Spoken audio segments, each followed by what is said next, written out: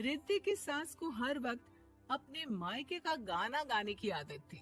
अरे बस करना माँ, मामा का ये किस्सा तू 50 बार पहले भी सुना चुकी है। अरे हाँ, तो क्यों ना बताऊं। तेरे चाचा तो उस वक्त हाथ झाड़ कर खड़े हो गए थे। तब मामा ही था तेरा जो आगे आया और मदद की। देखो अब ठीक है ना, जो हो गया सो हो गया। क्यों एक बात को हमेशा गाती रहती हो? अब तो बहू घर आ गई है, उसे तो सबको मान कर चलना है ना, कि सिर्फ सास का मायका ही समझेगी वो। तभी वहाँ रिद्धि आ जाती है। माँ, आज मैं घर जा सकती हूँ? माँ को मेरी बहुत याद आ रही है। शादी के बाद एक बार भी नहीं गई। हाँ तो कौन जाता है?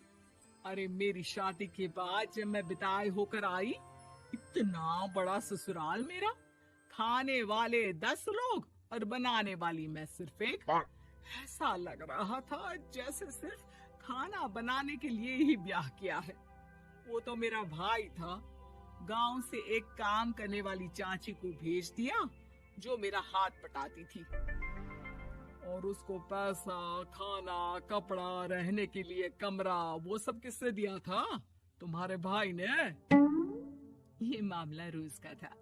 ससुर भी जब गुस्सा होते तो वो सारी बात कह देते जो उनके मन में इतने समय से चल रही थी। मेरा भाई, भाभी, भतीजा, भतीजी सब छुड़वा दिया। मैंने जीवन भर सिर्फ तुम्हारे परिवार वालों से निभाया, लेकिन अब भी चैन नहीं है तुमको। बहू के सामने सास को लगा कि उसकी बेइज्जती हो रही है। अब सुन बहू, अपने कमरे में जा, कहीं नहीं जाना मायके वायके। घर का काम कौन करेगा? पड़ोसन। बहू समझ जाती है मामला गर्म चल रहा है। कमरे में जाने में ही भलाई है। कमरे में क्या है? तुम्हारी माँ हर वक्त चिक चिक चिक चिक करती रहती है। कल ताई मिली थी तुम्हारी मुझे, लेकिन मजाल है सासू माँ की उन्होंने एक बुराई की हो, लेकिन सासू माँ हाँ, जब देखो तब ससुराल के लोगों की बुराई करती रहती है। बेचारे पापा जी कितना मिस करते हैं अपने घर वालों को। मेरा तो बड़ा मन करता है कि ताऊ जी, चाचा जी और सब मिलकर रहे, ना साथ रहे लेकिन आना जाना तो ठीक से रखे। हिंदुस्तान और पाकिस्तान एक हो सकता है, लेकिन चाचा और ताऊ के परिवार के साथ हम लोगों का मिलन ना जी ना, कभी नहीं हो सकता। ये बात है। देखिए मेरे साथ ना ज्यादा चैलेंज मत करिएगा, ऐसा कोई काम नहीं है जो मैं नहीं कर सकती। ससुर जी जो कि बहू की बात सुन रहे थे सामने आ जाते हैं। अरे बेटा, तू ये कर सकती है तो प्लीज मेरा परिवार किसी तरह मुझसे मिलवा दे। सारी जवानी तो मैंने किसी तरह काट ली, लेकिन जीवन के इस पड़ाव पर बहुत याद आती है मेरे परिवार की। हाँ हाँ पिताजी, आप चिंता मत करिए, बस मेरा साथ देते रहिए आप दोनों। फिर देखिए कैसे माँ जी भी ठीक हो जाएंगी और पूरा परिवार भी एक हो जाएगा। थोड़ी देर बाद बहू सामान लेकर घर से निकल रही होती है कि मना किया था ना तुझे मायके जाने के लिए, फिर क्यों जा रही है? बहू कुछ कहती इससे पहले ही बेटा बोलने लगता है। क्या है माँ, वो घर जा रही है। वैसे भी उसके माता पिता ने मुझे 10 लाख दिए तब जाकर मेरा काम शुरू हो पाया, वरना तूने मेरे लिए किया क्या है? अरे वाह बेटा, बचपन से पढ़ाया लिखाया, तेरे दुख दर्द में जगी, और आज वो लोग तुझे सही लग रहे हैं? और फिर ससुराल में लड़की खुश रहे, ये तो मायके वालों के जीवन भर की जिम्मेदारी रहती है। तो ये तुमको भी तो सोचना था ना। ताऊ जी ने पापा को पढ़ाया लिखाया, जब तुम नहीं आई थी तो पापा के लिए ताई जी ने पापा की माँ की तरह देखभाल की। अब बोलिए। अरे तू कुछ नहीं जानता बेटा, तेरे पापा को सब पता है, तभी वो उन लोगों से वास्ता नहीं रखते। मैं उन लोगों को जानता हूँ, लेकिन मैं तुम्हें नहीं जानता कि तुम्हारे मन के लायक काम नहीं हुआ तो तुम घर की शांति बर्बाद कर दोगी। सास जोर जोर से चिल्लाने लगती है। तभी वहाँ सास का भाई आ जाता है। अरे क्यों आप लोग मेरी बहन को परेशान करते रहते हैं?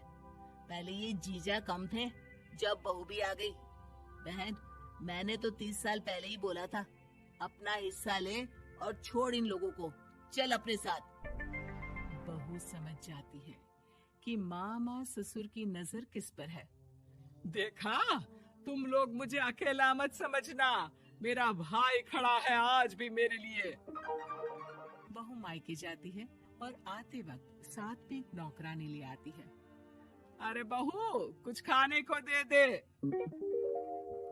अरे आंटी, क्यों भाभी को परेशान करती रहती हो? उनके भाई ने मुझे जिम्मेदारी दी है, किसी भी चीज की परेशानी नहीं होनी चाहिए भाभी को, जो चाहिए मुझे बोलने का। आय हाय, बहू के मायके वालों का इतना दखल। ये मेरा घर है, कोई कल का आए इसे पूरा कैप्चर कर ले, ये बर्दाश्त नहीं होगा मुझसे। क्या हो गया सासू माँ, क्यों सुबह सुबह चिल्ला रही हैं?